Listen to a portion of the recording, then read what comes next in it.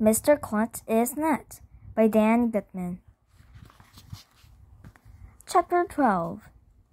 A Hard Bargain.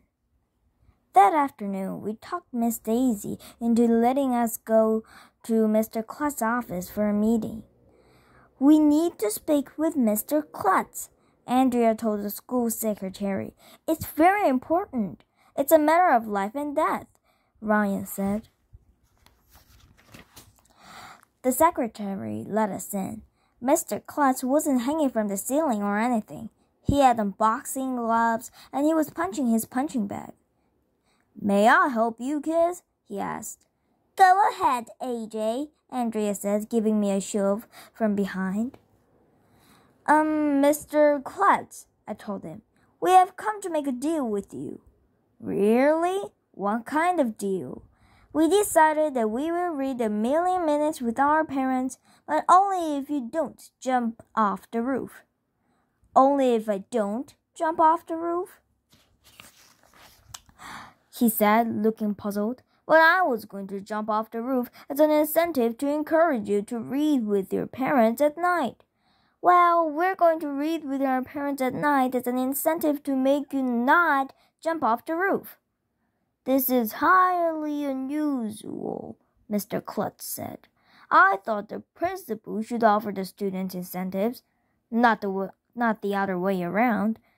"Your incentives have been getting more and more dangerous," Andrea told him. "We're afraid that you might get killed trying to help us learn." "Yeah, and if you die, we'll feel guilty," I added. "Now let me get this straight," Mr. Klutz said. "I offered to jump off the roof if you read 1,000,000 minutes at night with your parents.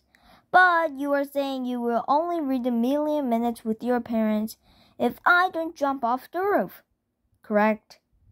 "That's right," we said. "What if I jumped off the basketball backboard in the gym into a swimming pool filled with foam blocks?" Mr. Klutz asked. "Would that be okay?" "No," we all said.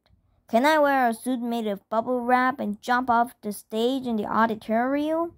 "No! No jumping off anything," Andrea insisted. "Not if you want us to read or write or do math. That's our final offer. Take it or leave it." "You drive a hard bargain," Mr. Klutz sighed. "Okay, I won't jump." "Have a nice day," we all said. Chapter 13. Poor Mr. Klutz. The kids in the other grades were disappointed when they heard that Mr. Klutz has changed his mind about bungee jumping off the roof of the school. Some of them were even mad at us for stopping him. But when it was announced that there would be a field trip to Waterworld if we reached our goal instead, they stopped being mad. Waterworld is probably the coolest water park in California. A few days before vacation, the school still hadn't reached our goal of 1,000,000 minutes of reading with our parents. It looked like we were not going to make it in time. Then Mr. Klutz got on the loudspeaker during morning announcement. "Students, there are 3 more nights to go before vacation," he told us. "I hate to do this, but if you don't reach your goal by Friday, the field trip to Waterworld will be called off, and I will have no choice but to jump off the roof. Have a nice day." After hearing that, everybody started reading with their parents like crazy. Even the 6th graders who say the reading isn't cool. Everybody wanted to go to Waterworld. We reached 1,000,000 minutes the day before school let out for vacation. The field trip to Waterworld was awesome. They had about 100 giant water slides, and in some of them, you slid in the dark with laser beams shooting all over the place. We got to eat as much pizza and ice cream as we wanted, and also had one of those giant inflatable moon bounce thingies where you jump around like crazy inside it. After water sliding, eating all that junk food, and bouncing in the moon bounce, I thought I was going to throw up. It was the greatest day of my life. Me and Ryan and Emily and Andrea and Michael went looking for Mr. Klutz to thank him.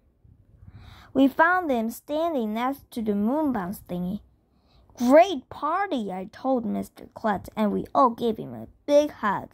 If you ask me, you're the greatest principal in the history of the world. Thanks, AJ. See, you didn't need to bungee jump off the school to make us learn, Andrea said. I guess not, Mr. Klutz said. He was looking up at the moon bounce. But I was just thinking, if we brought one of these moon bounce things out to the front of the school, and I went up on the roof, no, we all yelled. I wouldn't even need a bungee cord. No, it's pretty soft. No.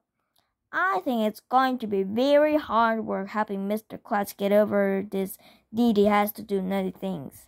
Maybe by June, if the whole school works together, we might be able to cure him, but it won't be easy. Oh no. Okay, so that's the end of My Rear School number 2, Mr. Klutz is Nuts. Did you like my story? Then push the thumbs up sign or the subscribe button. Bye. Thank you.